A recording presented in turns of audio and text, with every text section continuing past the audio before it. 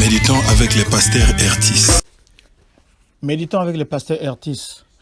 Vendredi 24 janvier 2020, nous méditons selon le programme de la Ligue pour la lecture de la Bible, programme qu'on retrouve dans les lecteurs de la Bible 2020, qui a prévu Deutéronome 1, 19 à 40.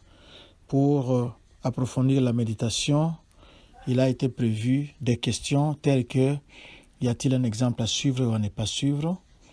Y a-t-il un ordre auquel obéir? Quel verset m'interpelle le plus pour ma prière?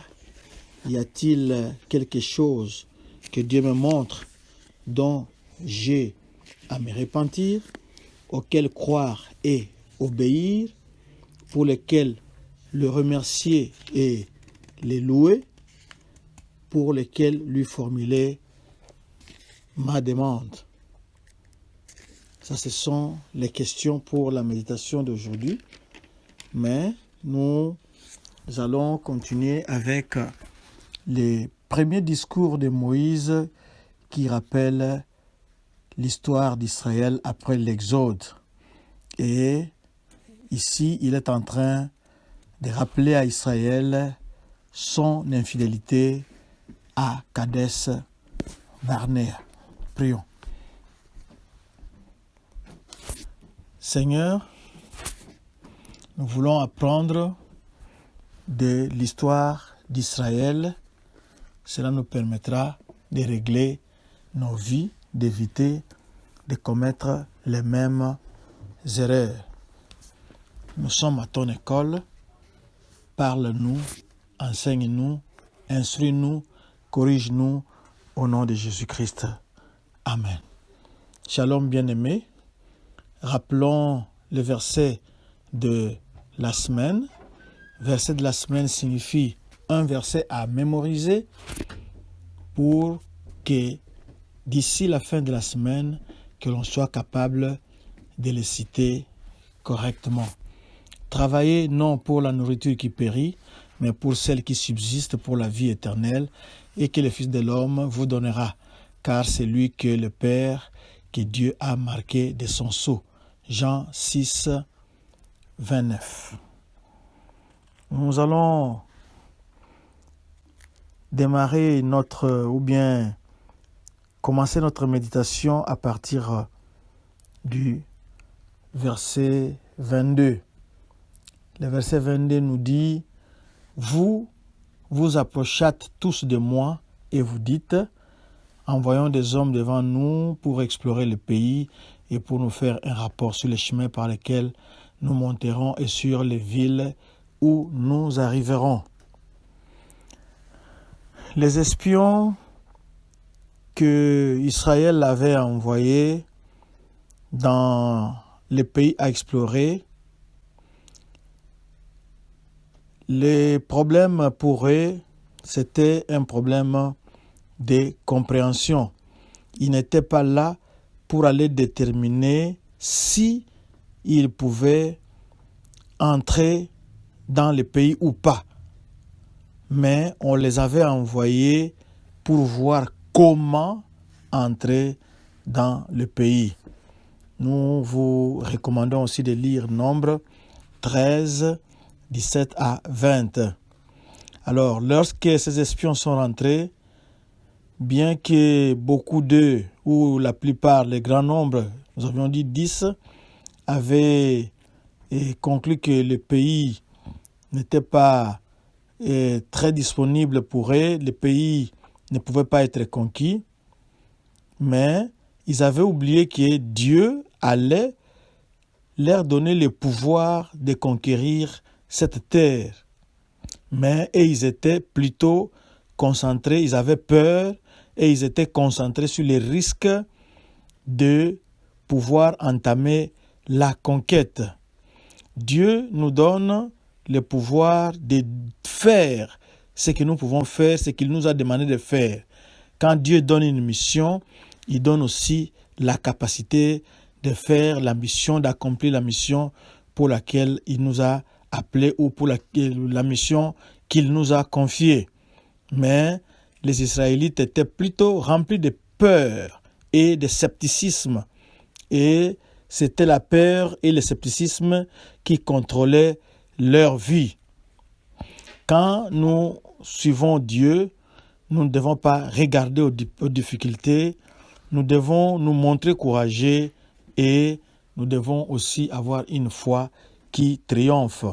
Nous ne devons pas être des pessimistes qui se concentrent sur la difficulté au lieu de regarder ce que Dieu peut accomplir au travers de nous. Et du verset 23 au verset 40, Moïse reprend l'histoire de l'envoi des espions dans la terre promise.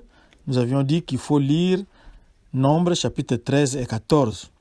Et lorsque ces espions sont rentrés avec les rapports des géants et des cités fortifiées, le peuple était effrayé et ne voulait pas aller de l'avant, et le peuple avait commencé de se plaindre sur la mission difficile entre guillemets que Dieu leur avait confiée.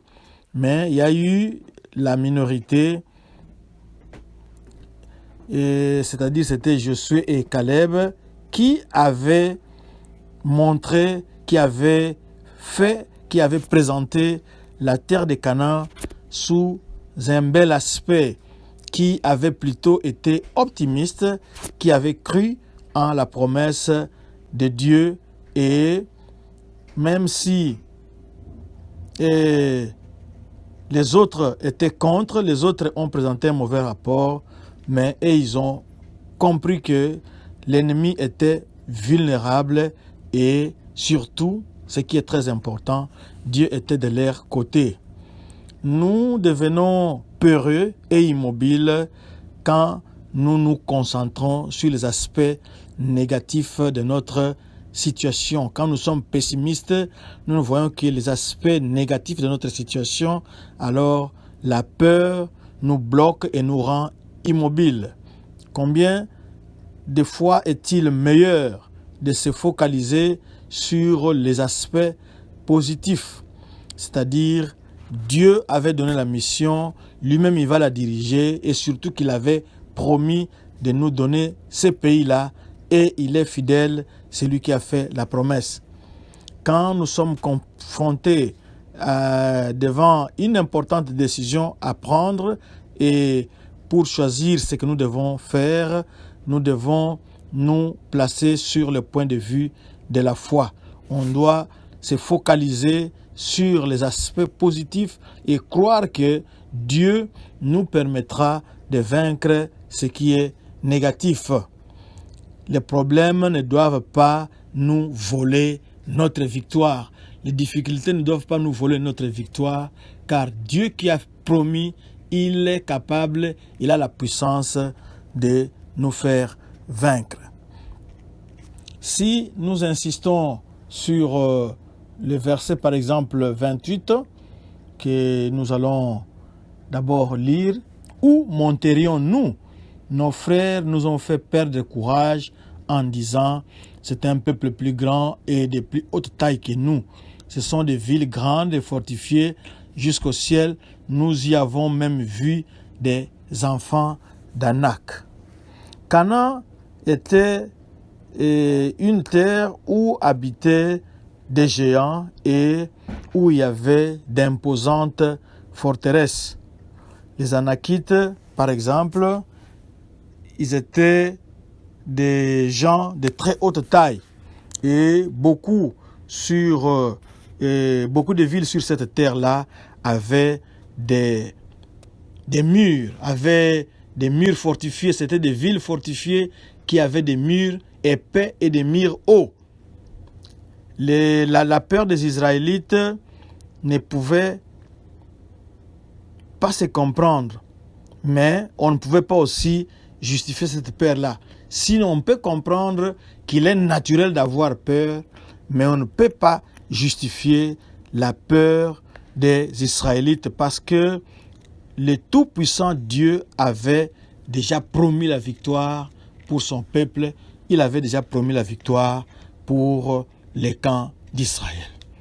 Du verset 45 au verset 46, les Israélites sont restés à Kadesh pour un long moment. Ils avaient été désobéissants à Dieu, mais maintenant, ils voulaient attendre que le Seigneur leur montre la direction à suivre. Beaucoup de temps, nous pouvons nous trouver nous-mêmes aussi dans la position de Kadesh. Nous nous retrouvons à une position que nous pouvons appeler Kadesh, simplement assis, et nous sommes en train d'attendre qu'est-ce que Dieu voudrait que nous puissions faire par la suite. Nous devons nous sentir que il y a des fois que Dieu refuse de nous écouter, mais nous devons prendre courage, chacun de nous, et nous devons demeurer fidèles durant les moments d'attente, durant les moments où nous sommes en train d'attendre une réponse de la part du Seigneur, parce que très souvent, ces moments de Kadesh arrivent à tout le monde dans la marche de la foi. Mais il faut se focaliser sur Dieu et s'asseoir sur ses promesses. Comme il avait promis d'être avec son peuple et de lui donner la victoire, de lui donner cette terre-là, c'est lui qui a fait la promesse, il est fidèle. Nous sommes arrivés à la fin de notre méditation et nous voulons prier. Mais rappelons seulement, nous allons lire les versets. Il y a un verset que nous voulons lire ici. L'Éternel s'irrita aussi contre moi à cause de vous et il dit, toi non plus, tu n'y entreras point. Nous voyons comment l'attitude du peuple a fait que les dirigeants aussi soient frappés. Donc, nous devons faire attention parce que nos actes ne sont pas des actes isolés, mais ce sont des actes qui influencent aussi la vie des autres. Prions. Seigneur, merci de nous avoir parlé. Merci surtout d'avoir promis d'être avec nous et de nous accorder la victoire. Nous détruisons au nom de Jésus-Christ la peur qui paralyse notre frère, la peur qui paralyse notre sœur maintenant, au nom de Jésus. Laisse que le Saint-Esprit nous remplisse et nous pousse de l'avant, comme tu nous avais dit hier, que vous avez longtemps demeuré sur cette montagne. Tournez-vous et partez. Que mon frère, que ma sœur prennent un nouveau départ maintenant et qu'ils se concentrent sur ce qui est positif et qu'ils s'asseyent, qu'ils reposent sa foi sur tes promesses. Au nom de Jésus. Amen. Notre adresse, page Facebook, Doxadeo Lushi, YouTube Twitter, Doxadeo Lubumbashi, notre site internet www.églisedoxadeo.com. Shalom.